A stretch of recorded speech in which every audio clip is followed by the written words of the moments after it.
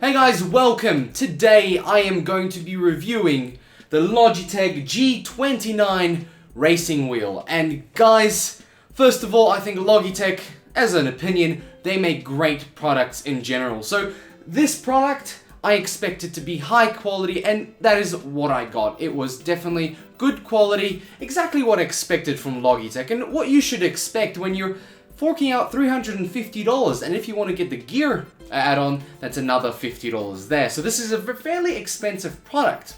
So why is it expensive? I mean, how hard is it to make a racing wheel? It can't be that hard. Well, actually, personally, I think it is a lot harder than a lot of people say it might be. Because when you're trying to make a racing wheel, you're trying to make it fun, but also realistic. And that's where things get muddled up in my opinion. So let's start off with this bit here. The brakes, the accelerator, and the clutch. Because in this one, we get a clutch, which is really, really cool. Adds to the immersion that has the potential to have. Now, the accelerator, very, very standard in its press. It feels almost like a real accelerator. Like, actually putting, it's a bit harder to press than an actual accelerator, but it's very smooth motion. And I have to give Logitech for that. That is really good. Quality build, my friends. Metal through the whole part here. The only thing that's plastic is the outer casing, and it seems to be very thick plastic. The next bit, and this is a positive, I have to say, the brake is really, really, really cool. It is one of those brakes that has like a gas sort of pressure at the back that's filled in with, I'm not sure if it's liquid. I think it's some sort of liquid, and when you press on it, it does have that sensation of really pushing down and feeling something sort of trying to stop you. It's that real brake feeling when you are braking a car, you know, not literally braking, but you brake, you get that sort of sense of the more you push, the more it struggles, and it does give you that. And the clutch is just basically a very tight, smooth press.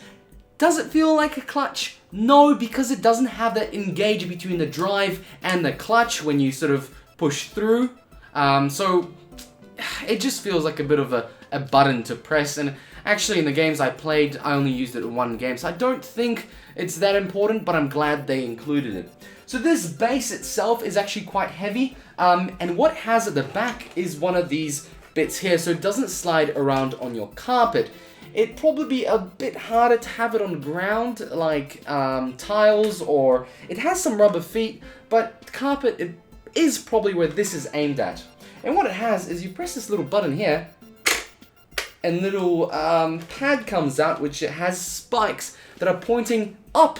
So when you push your foot that way, it won't slide. And I actually found myself trying to move this with, you know, thinking that I haven't put it down yet, and I have, and I couldn't move it. So that's really cool. So when you are in the middle of a big race and you're smashing that brake, you are definitely going to not be moving this pad. And it is actually also quite heavy, so that's also, I think, a positive, because you don't want something light. It needs to keep to the floor when you're pressing. And guys, the quality of this build is quite impressive, and it just looks pretty cool. This metal little pads there, it looks pretty cool, like a racing car, and that's really what you want to use it for. The wheel itself is built quality. High quality, my friends. It's you can't fault what this is right now and its current state. It has metal calipers. I call them calipers. I'm not sure why. They're just little pads to change gears when you're driving. It has a fake type leather, like a Plex leather, around the outside of the wheel, and it feels really nice. I'm not sure how quickly it will wear out. I've only had it for a fairly short period of time, and obviously I'm not going to try and break it or anything like that, but it does feel pretty good. My first drawback is that the wheel is actually really small. I'm a bit of a big fella, and when I sit on it like this, I feel crammed. My arms feel crammed, so I actually ended up at some point just going like this when I was getting to a point of being comfortable with the actual wheel. The other thing is, it seemed to have a very large dead zone in the middle, but what's cool is that this wheel can spin really far to the right and very far. So you can always get basically 1, 2, 3, 4 spins. So 2 spins right, 2 spins left. That's awesome, because as I will show you in some little clips here, you'll notice that on certain games, I was spinning the wheel like crazy because it actually followed the internal spins of the game, which I think is really cool and a great inclusion to have in a product like this. And if it was just going click, click, I thought I would have just gone and said, nah, I'm not playing, this is crap. So this is a very good inclusion. Obviously, this model works with the PS4, PS3, and PC. There's a little switch up here that just flicks it to the PS4 mode, and that connects to the PC, which for me is a bit strange because when I first booted it up, I was like, okay, where's the PC switch? Is there one? I actually had to just quickly look online at the manual and just say, oh, okay, so I'm PS4. So all the buttons are mapped out to a PS4 game. So whenever your game, it should detect this. Logitech has made a lot of effort into putting into the drivers, so everything gets detected very quickly. The only time I had to set something up was in Drift, the new Drift racing game, and all I had to do is select G29 and it loaded up all the settings and everything was well.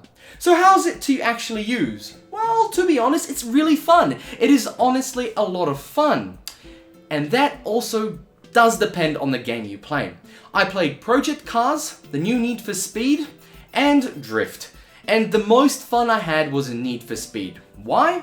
Well, because it's an arcade game. And this is where I think the realism and the fun has to balance out. Realism is Project Cars, and this didn't really work well for it. It was just too cramped, too arcadey feeling to really be fun in Project Cars.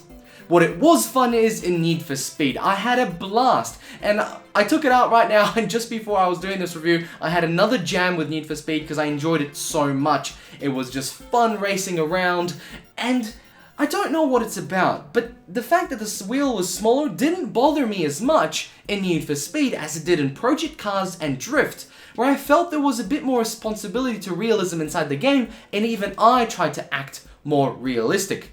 For example, in Project Cars, I was using the clutch and changing the gears with the flippers here, but it wasn't quite there. Like, the feeling wasn't there.